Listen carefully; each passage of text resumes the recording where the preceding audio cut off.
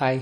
ഇന്നത്തെ വീഡിയോ എന്ന് പറയുന്നത് നമ്മുടെ വീടുകളിലൊക്കെ ഉണ്ടാകുന്ന പെഡസ്റ്റൽ ഫാനുകൾ, വാൾ ഫാനുകളൊക്കെ ഇതുപോലെ നമ്മൾ ഊരിയെടുക്കാറുണ്ട് ക്ലീൻ ചെയ്യാൻ വേണ്ടിയിട്ട്. പക്ഷേ നമ്മൾ തിരിച്ച് ഫിറ്റ് ചെയ്യുന്ന സമയത്ത് ഈ രണ്ട് ഗ്രില്ലുകളും നമ്മൾ യോജിപ്പിക്കുന്ന ഈ ഒരു ക്ലാമ്പ്, അതായത് ഈ ഒരു ബെൽറ്റ് ഫിറ്റ് ചെയ്യാൻ നമുക്ക് കുറച്ച് ബുദ്ധിമുട്ടുന്നത് ഞാൻ കണ്ടിട്ടുണ്ട്, പലരും ഇങ്ങനെ ബുദ്ധിമുട്ടുന്നത്.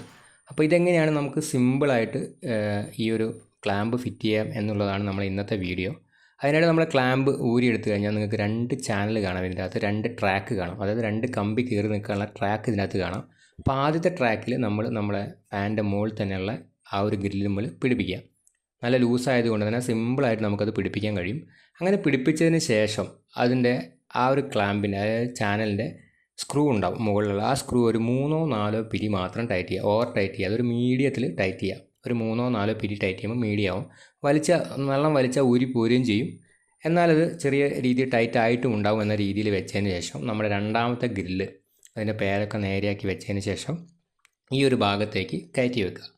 അപ്പോൾ നമുക്ക് സ്വാഭാവികമായിട്ട് പറയാം, ഒരു 70% മാത്രമേ ഇതിൽ കയറി കിട്ടത്തുള്ളൂ. ബാക്കി 30% ഇതുപോലെ ടെസ്റ്റർ ഉപയോഗിച്ച് ആ ചാനലിനെ ഒന്ന് പൊന്തിച്ച് കൊടുത്തു കഴിഞ്ഞാൽ കുറേശ്ശെയായിട്ട് നമുക്ക് കയറും. നമ്മൾ പണ്ട് സൈക്കിളിൻ്റെ ഒക്കെ ടയർ കയറ്റുന്നത് പോലെ ഇതിനെ ചെറുങ്ങനെ പൊന്തിച്ച് കൊടുത്താൽ നമുക്ക് ഇതിനുള്ളിലേക്ക് കയറും. അപ്പോൾ നിങ്ങൾക്ക് നോക്കാമത് ഞാൻ എങ്ങനെയാണ് ചെയ്യുന്നത്. സാധാ ടെസ്റ്റർ ഉപയോഗിച്ച് ആ ഒരു ചാനലിനെ ജസ്റ്റ് ഒന്ന് പൊന്തിച്ച് കൊടുക്കുക. അതായത് കമ്പിക്ക് മുകളിലൂടെ വെച്ച് ഇതിനെ ഒന്ന് ജസ്റ്റ് തള്ളി ഉള്ളോട്ടാക്കുക. പൂർണ്ണമായിട്ടും ഉള്ളോട്ടാക്കേണ്ട, ചെറുങ്ങനെ കയറി കിട്ടിക്കഴിഞ്ഞാൽ തന്നെ ആ ഗ്രില്ലൊന്ന് പ്രസ് ചെയ്ത് കഴിഞ്ഞാൽ, ഇതുപോലെ ഒന്ന് ജസ്റ്റ് പ്രസ് ചെയ്ത് കഴിഞ്ഞാൽ അത് ഉള്ളോട്ട് കയറി കിടക്കും. വളരെ സിമ്പിളായിട്ട് തന്നെ നമുക്ക് ഈ ഒരു ഗ്രില്ലിനെ ഇങ്ങനെ വെക്കാം. ഇതിൻ്റെ ആദ്യത്തെ ടേം എന്ന് പറഞ്ഞു കഴിഞ്ഞാൽ ഈ ഒരു മീഡിയത്തിൽ ടൈറ്റ് ചെയ്യാം. ഇതിൻ്റെ അവസാന നിമിഷം നമ്മളിത് പൂർണ്ണമായിട്ടും ടൈറ്റ് ചെയ്ത് ഇതുപോലെ നല്ലോണം ടൈറ്റ് ചെയ്ത് വെക്കുന്നുണ്ട്.